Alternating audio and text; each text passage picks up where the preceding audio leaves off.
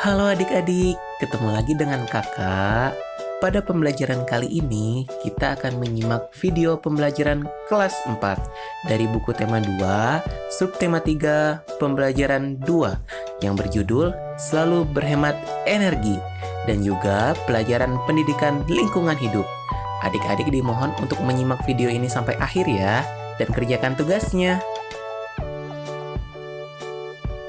Setelah adik-adik memahami materi mengenai energi alternatif, timbul suatu pertanyaan, apakah penggunaan energi alternatif bisa mengurangi kerusakan lingkungan?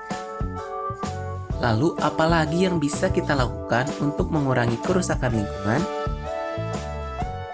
Penggunaan energi alternatif bertujuan mengurangi penggunaan energi dari fosil seperti minyak bumi. Mengapa? Karena butuh waktu bertahun-tahun untuk proses pembentukan minyak bumi. Selain itu, energi alternatif juga mengurangi kerusakan lingkungan. Pencemaran asap karena sisa pembakaran minyak bumi menyebar ke udara dan menyebabkan pemanasan global. Salah satu cara paling bijak yang dapat kita lakukan adalah berhemat energi adik-adik. Dengan demikian, selalu berhemat energi juga cara yang paling bijak untuk mengurangi kerusakan lingkungan. Sebagai bagian dari masyarakat, itu adalah kewajiban kita. Lalu, hal-hal apa saja yang sudah kamu lakukan untuk menghemat energi? Karena menghemat energi adalah kewajiban seluruh masyarakat. Dengan menghemat energi, kita ikut menjaga lingkungan sekitar. Berbicara mengenai lingkungan sekolah merupakan rumah kedua bagi kita. Sekolah merupakan tempat mencari ilmu, tempat berbagi, dan mencari teman yang baik. Selain itu, tempat mencari pengalaman dan tempat mengenal lingkungan. Oleh karena itu, peserta didik hendaknya melaksanakan kewajiban untuk menjaga kebersihan sekolah, bisa melalui piket kelas maupun kesadaran sendiri untuk tidak membuang sampah sembarangan. Dengan demikian, sekolah akan selalu terlihat asri dan nyaman. Salah satu langkah untuk menjaga kebersihan lingkungan sekolah dengan melaksanakan piket kelas.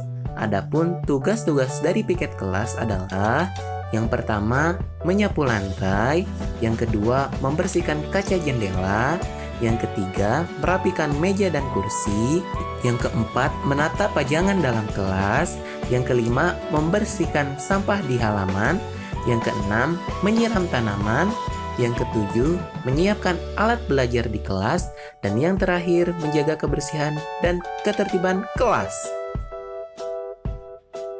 Selanjutnya, di sini kakak mempunyai satu teks bacaan yang berjudul Ayo Hemat Energi.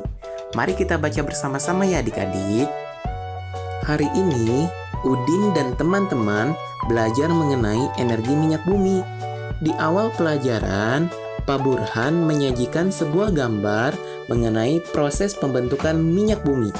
Ternyata butuh waktu yang sangat panjang, jutaan tahun. Wah, pantas saja Udin sering mendengar anjuran hemat energi di mana-mana. Ketika berjalan pulang dari sekolah, Udin, Lani, Edo, dan Siti berbincang-bincang mengenai menghemat energi. Mereka berpikir seharusnya ada yang dapat mereka lakukan untuk mengajak warga di kampung Babakan untuk melakukan penghematan energi. Listrik, bahan bakar kendaraan, dan air adalah sumber daya yang dikonsumsi oleh warga desa sehari-hari. Edo ingat, hampir sepanjang hari televisi di rumahnya selalu menyala. Ada atau tidak ada yang menonton. Seperti sudah menjadi kebiasaan saja untuk langsung menyalakan televisi di pagi hari. Bahkan ketika Edo ke sekolah, ayah kerja, dan ibunya memasak di dapur, televisi masih menyala tanpa penonton.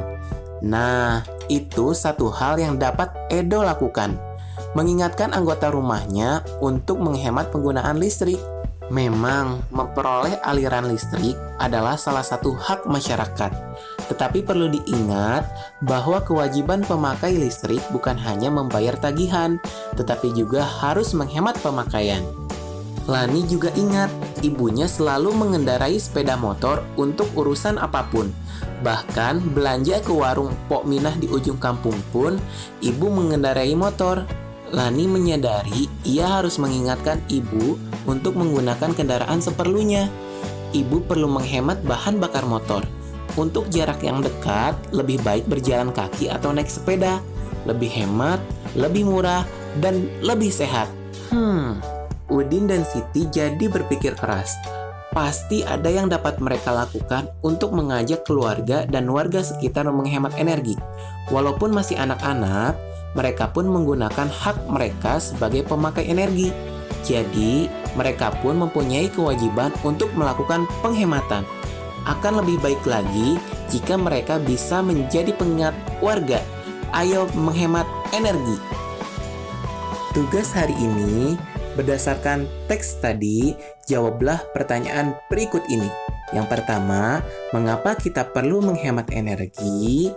Yang kedua, tindakan-tindakan apa yang sudah dilakukan untuk menghemat energi? Yang ketiga, tuliskan tindakan-tindakan yang belum menunjukkan menghemat energi.